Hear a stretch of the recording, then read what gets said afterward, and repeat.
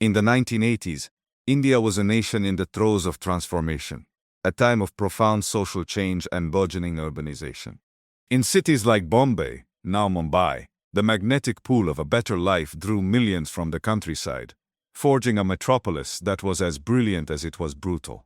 It was a city of dazzling dreams and Bollywood glamour, but beneath this shimmering surface, another reality unfolded every night. For an immense, unseen workforce of migrants and laborers, the city's pavements were their only home. They were the disposable gears in the great urban machine, living and sleeping in the open, vulnerable and alone, a fact that a shadow lurking on the margins of society would soon exploit with a quiet, devastating efficiency.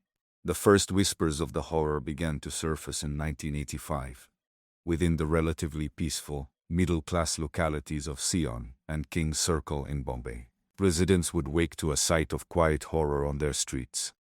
A pavement dweller, found lifeless. The cause of death was unnervingly consistent, a single massive head injury, inflicted by a heavy stone or concrete slab, often weighing as much as 30 kilograms, dropped upon the victim as they slept. The killer's method was brutally simple and chillingly effective. At first, the incidents were dismissed as isolated acts of violence. The victims were nameless and faceless to the authorities. Without family to identify them, they were little more than entries in a ledger. The police, it seemed, treated the deaths less like a string of murders and more like a sanitation issue. It was only after the body count reached 6 that the Mumbai police began to connect the events, and a horrifying pattern emerged. A serial killer was moving through the city's veins. The press, seizing upon the story, gave this phantom a name that would be whispered in fear for decades: the Stoneman. Panic began to take root among the city's homeless. Those who slept on the streets started to gather in groups for protection, abandoning the solitary alcoves they once sought for a night's rest. The killer's selection of victims was disturbingly precise. He targeted solitary sleepers, ensuring there would be no witnesses to the act. For the police, the investigation was a nightmare. The murder weapon was an ordinary stone, impossible to trace. No forensic evidence was ever recovered. No fingerprints, no fibers, nothing. And there appeared to be no motive. The victims were not robbed or assaulted in any other way, a detail that defied conventional criminal profiling. In their desperation, the police initiated vast operations, rounding up hundreds of petty criminals and vagrants, but each lead dissolved into nothing. Officers went undercover, posing as pavement dwellers in an attempt to lure the killer, but the Stoneman was too cautious.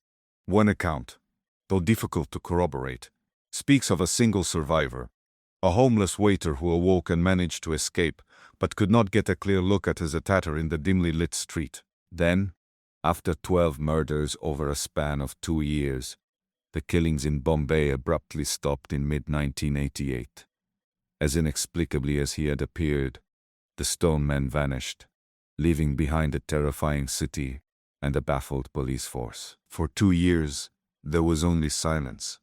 The memory of the Stoneman began to recede, becoming another dark tale in Mumbai's sprawling history. But then, in June of 1989, the nightmare resurfaced, this time over 1,600 kilometers away in Calcutta, now Kolkata. On the morning of June 4th, the body of a homeless woman was discovered, her head crushed by a heavy stone. The modus operandi was identical. Over the next 6 months, 12 more people would meet the same fate. The victims were the same: solitary pavement dwellers sleeping in the poorly lit areas around the Howrah Bridge. The Kolkata police were confronted with the same impossible challenges that had plagued their Bombay counterparts: no witnesses, no motive, and a weapon that could be found on any street corner. The sheer audacity of the killer was unnerving. Some of the murders were carried out just a short distance from police headquarters, a silent mockery of the law. As public pressure intensified, Deputy Commissioner Rajpal Singh famously admitted to the press, "We haven't a clue." This geographic leap raised a chilling question that remains unanswered. Was this the same person, or a copycat inspired by media reports? The striking similarity in method and victimology suggested a link too strong to be a coincidence. The investigation was muddled by conflicting theories. One suggested the killer was a tall, powerfully built man, given the weight of the stones. Another pointed towards occult rituals, as some murders occurred on days considered significant in local folklore. In what seemed like a breakthrough, police found footprints at the scene of the 11th murder. Analysis suggested the killer was a man of medium build with an unusually long big toe on his right foot. Armed with this strange, singular detail, the police redoubled their efforts, but 5 days later, a 12th victim was found. And then, just as in Bombay, the killing stopped. The Stoneman of Calcutta disappeared, leaving behind a dozen unsolved murders and a single frustrating clue. The question of why the Stoneman was never caught is a study in both the killer's cunning and a perfect storm of systemic failures. The answer lies in his choice of victims. He targeted society's most marginalized members, people without families to demand justice or social networks to provide information. Their deaths were initially met with an apathy that gave the killer a hunting ground where he could operate with near impunity. Disturbingly, some among the middle and upper classes expressed a quiet, morbid approval, viewing the killer as someone cleaning up the streets, a sentiment that exposed the profound class divide that allowed the murders to continue. The police forces of the era were also ill-equipped for such a case. Forensic science in India was still in its infancy, and the utter lack of physical evidence rendered traditional police work almost impossible. The investigations in both cities only gained momentum after multiple bodies had been discovered, and the absence of a typical motive left investigators without a coherent profile of their suspect. Over the decades, several theories have taken shape, each an attempt to give a face to this ghost. The single killer theory. This posits that one man was responsible for all the killings, a transient predator who simply relocated once the police in Bombay drew too close. The copycat theory. This suggests the Calcutta killer was inspired by the extensive media coverage of the Bombay murders, initiating a second, separate reign of terror. The ritualistic killer theory. Some investigators believe the killings were part of an occult practice, an attempt to explain the lack of a traditional motive. The police insider theory, a popular theory, later dramatized in film, suggests the killer could have been a rogue officer who knew precisely how to exploit investigative loopholes. The charged psycho profile. Police in both cities ultimately concluded the killer was likely a doctor.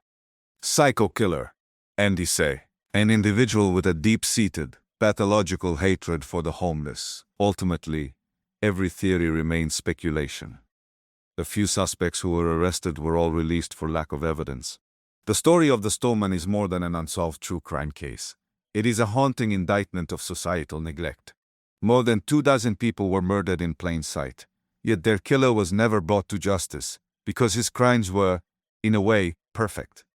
He targeted people who lived in the shadows and used their invisibility as his greatest weapon.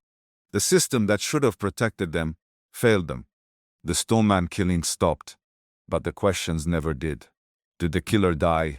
Was he incarcerated for another crime? Or did he simply seize his reign of terror, satisfied? We will likely never know.